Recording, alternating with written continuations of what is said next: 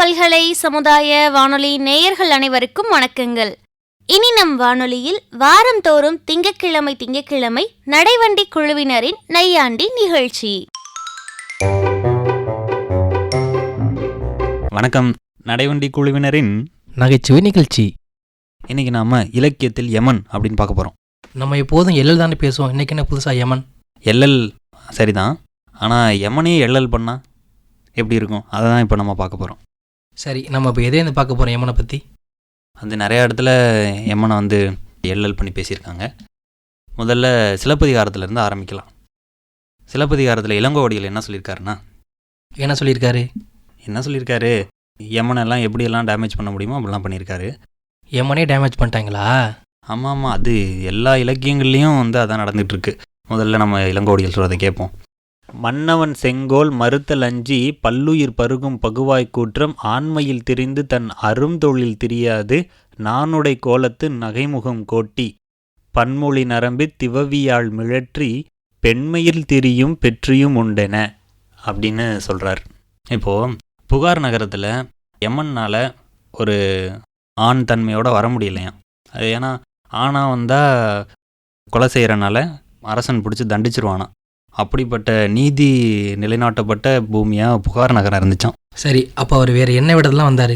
அதனால தான் புகார் நகரத்தில் இருக்க பெண்கள் வடிவத்தில் யமன் வந்திருக்கான் அப்படின்னு சொல்கிறாங்க. பெண் வடிவத்தில் வந்து கொலை செஞ்சால் தப்பு கிடையாதா? அதாவது பெண்கள் வந்து அவங்க காதல் நோயை உண்டாக்கி ஆண்களை வந்து கொலை செய்கிறாங்களாம். அப்போ கூட வந்து ஆண்களை வந்து மயக்கிறதுக்கு காதலுங்கிற ஆயுதத்தை தான் பயன்படுத்துகிறார் யமன் கூட.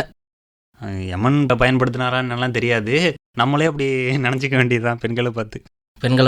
ஆமாம், அப்படி தான் நினச்சிக்கிறாங்க எல்லா பெண்களை பற்றியும்.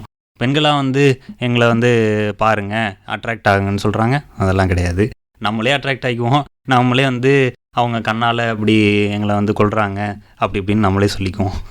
ஆக பெண் வேடமிட்டு வந்ததனால் யமன்கள் தப்பித்தார்கள் அப்படின்னு தான் இளங்கோவடிகள் சொல்கிறாரு.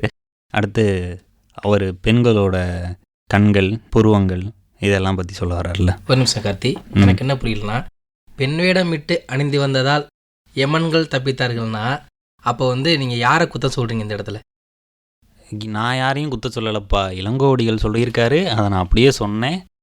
இளங்கோவடிகள் ஒரு ஆண், அதனால் ஒரு பெண்களை குத்தம் சொல்லியிருக்கலாம், குத்தம் சொல்லாமலும் இருக்கலாம். இல்லை அவங்களோட அழகை சொல்ல வர்ற இடத்துல அழகு வந்து ஆண்களை அந்தளவுக்கு அவங்களோட கவனச்சிதைவை ஏற்படுத்தி துன்புறுத்துது அப்படிங்கிறத சொல்ல வந்திருக்கலாம். சரி, யமனை அவர் வந்து எல்லல் பண்ணியிருக்கார். அவன் வந்து நேரடியாக வந்து கரிகால சோழன் முன்னாடி வர முடியாது, ஆனால் அவனை விட அரசன் இங்கே வந்து பலமாக இருக்காங்க. ஆனால் வந்து யமனை வந்து எல்லல் பண்ணியிருக்காங்க. இப்போது அடுத்து பாரதியார், அவரும் வந்து தேடிச்சோறு நிதம் தின்று பல சின்னஞ்சிறு கதைகள் பேசி மனம் வாடி துன்பம் மிக உழன்று பிறர் வாடப்பல செயல்கள் செய்து நரை கூடிக்கிழ பருவமெய்தி கொடும் கூற்றுக்கிரை என பின் மாயும் பல வேடிக்கை மனிதரைப் போல நான் வீழ்வேன் என்று நினைத்தாயோ அப்படின்னு யமனையே எதிர்த்து பாரதியார் வசனம் பேசிகிட்டு இருந்திருக்காரு. அடுத்து பாரதிதாசன் யமனை எப்படி கலாய்க்கிறாருன்னா, யமனை எலி விழுங்கிற்று அப்படின்னு சொல்லி கலாய்க்கிறார். அதாவது கவர்மெண்ட் வேலை பார்க்குற ஒருத்தர், அவருக்கு லீவு தேவைப்படுது, ஆனால் லீவு கிடைக்கல. அதனால் லீவு போடுறதுக்காக என்னென்னமோ பண்ணுறாரு, உடம்பு சரியில்லை அப்படின்லாம் நடிக்கிறார். அப்போ யமன் வந்த மாதிரி கற்பனையில் இருக்காங்க. அப்போ மனைவி கடைசியில் ஒரு கேள்வி கேட்குறாங்க. அதாவது கவர்மெண்ட் டாக்டர் வந்து இவரை செக் பண்ணி பார்த்துட்டு இவருக்கு உண்மையிலே உடம்பு முடியலன்னு சொல்லி சர்டிஃபிகேட் கொடுத்துட்டு 10 நாள் லீவும் கொடுத்துட்டு போயிடுறார். இதுக்கப்புறம் மனைவி கேட்குறாங்க, என்னங்க உடம்பு சரியில்லாமல் இருந்தீங்க, இப்போ எந்திரிச்சு மாட்டு வண்டிலாம் கட்ட சொல்கிறீங்க அப்படின்னு.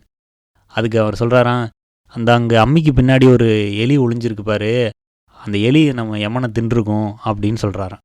அண்டையூர் செல்ல அவசியம் மாட்டு வண்டி கொண்டு வா என்றேன், மனைவி யமன் இழுக்கின்றான் என்றாள். அத்ததி சுண்டலி ஒன்று துடுக்காய் அம்மி அண்டையில் மறைந்ததும் அம்மியை நகர்த்தினேன். இங்கு வந்த யமனை அந்த எலிதான் விழுங்கியிருக்கும் என்பதை மனைவி குறைத்தேன். என்னதான் எல்லலுக்கு உட்படுத்தினாலும் கடைசியாக யமன் தானே எல்லாரையும் அவர்களை உட்பட்டாரு. ஆமாம், இப்போது எல்லாருமே யமன் கிட்ட தான் போக போகிறோம். யமன் ஒரு தனியான ஒரு கதாபாத்திரம் இல்லை, ஆனால் நம்ம எல்லாமே இயற்கையில் கடைசியில் முடிய போகிறது யமன் கிட்ட தான்.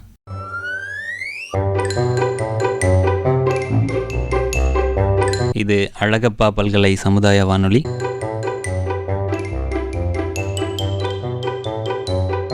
நீங்கள் கேட்டுக்கொண்டிருப்பது நடைவண்டி குழுவினரின் இலக்கியத்தில் எல்லல். இணைந்திருங்கள் 90.8. ஆனால் சிலப்பதிகாரத்தில் இளங்கோவடிகள் சொன்னது மறுபடியும் எனக்கு ஞாபகம் வருது. என்னென்னா, கண்ணகியோட புருவத்தை பற்றி சொல்கிறார். அது எப்படி இருந்துச்சுன்னா, மன்மதனோட கரும்பு வில்லு மாதிரி இருந்துச்சான். இதே ஊமையை தான் இப்போ வரைக்கும் அதை பயன்படுத்திகிட்டு இருக்காங்க பாடல்களில். மேத்தாவோட பாட்டு ராஜராஜ சோழன் கேள்விப்பட்டிருக்கேன். நல்ல பாட்டு, நல்ல பாட்டு தான், அருமையான பாட்டு. வில்லோடு அம்பு 2 கொல்லாமல் கொல்லுதே, பெண் பாவை கண்கள் என்று பொய் சொல்லுதே. எப்படி பாரு, வில்லோடு அம்பு 2 அப்படின்னா வில்லு வந்து புருவம், அம்பு 2 கண்ணா. ஓ, அதனால தான் ஒரு 3000 வருஷம் 2000 வருஷமாக இதே ஓமைகள் வந்து நம்ம பாடல்கள்லையும் கவிதைகள்லையும் புரண்டு வந்துக்கிட்டே இருக்குது. ஏன் எல்லாருமே இப்போலேருந்து இப்போ வரைக்கும் ஒரே அந்த வில்லம்பை மட்டுமே வந்து ஒரு ஊமையை வச்சு பாடிட்டு இருக்காங்க? ஏன் இப்போ அந்த சைக்கிள் மார்க்காடு கூட தான் வளைஞ்சிருக்கு, அதை சொல்லலாம். இன்னும் எவ்வளோ பொருள், வளைவான பொருள்கள் நிறையாவே இருக்குது. சைக்கிள் மார்க்காட்லலாம் சேர் ஓட்டும், அதனால் சொல்லாமல் கூட இருந்திருக்கலாம். நீ சொல்கிறது சரிதான், எவ்வளோ வளைவான பொருள்களில் அதுக்கேற்ற ஓமைகள்லாம் இருக்குது. ஆனால் இருந்தாலும் அதை விட இந்த வில்லு அம்பு அப்படின்னு அந்த தாக்குற கருவிகள் தான் வந்து இங்கே ஆதிக்கம் செலுத்துது. அடுத்தது அதே தாக்குற கருவி தான். முருகனோட வேல் வந்து 2 அமைஞ்சா அது வந்து கண்ணகியோட கண்ணா அப்படின்னு சிலப்பதிகாரம். அப்போ சிங்கிள் அமைஞ்சா, சிங்கிளாக இருந்தால் அது முருகனோட வேல், டபுளாக அமைஞ்சா கண்ணகியோட கண்ணு.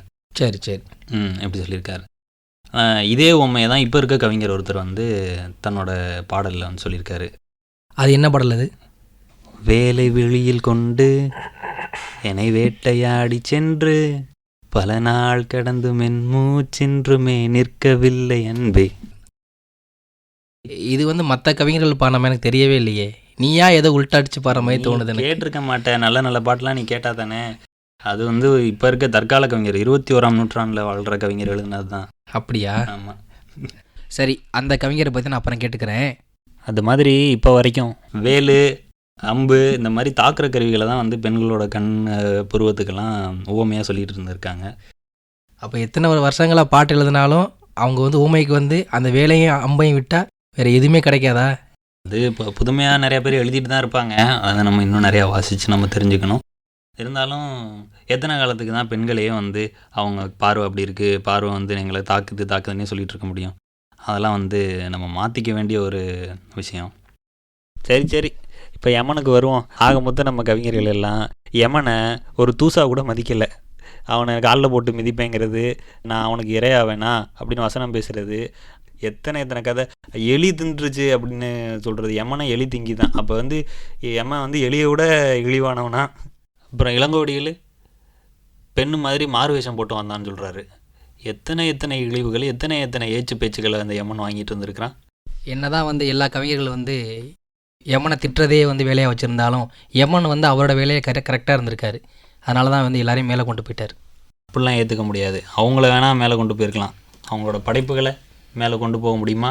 அது கண்டிப்பாக முடியாது தான். அதனால தான் அவங்க யமன் வந்து ஜெயிக்க முடியாது. அவங்கள கடைசி வரைக்கும் அவங்களோட படைப்புகள்னால அவங்க வாழ்ந்துக்கிட்டே தான் இருப்பாங்க. வாழ்க்கையில் யமனை ஜெயிக்க முடியாட்டி நம்மளோட வார்த்தைகளில் யமனை ஜெயிக்க முடியும். நன்றி, வணக்கம். நடைவண்டி குழுவினர் நகைச்சுவை நிகழ்ச்சி. டாடா, பாய் பாய்.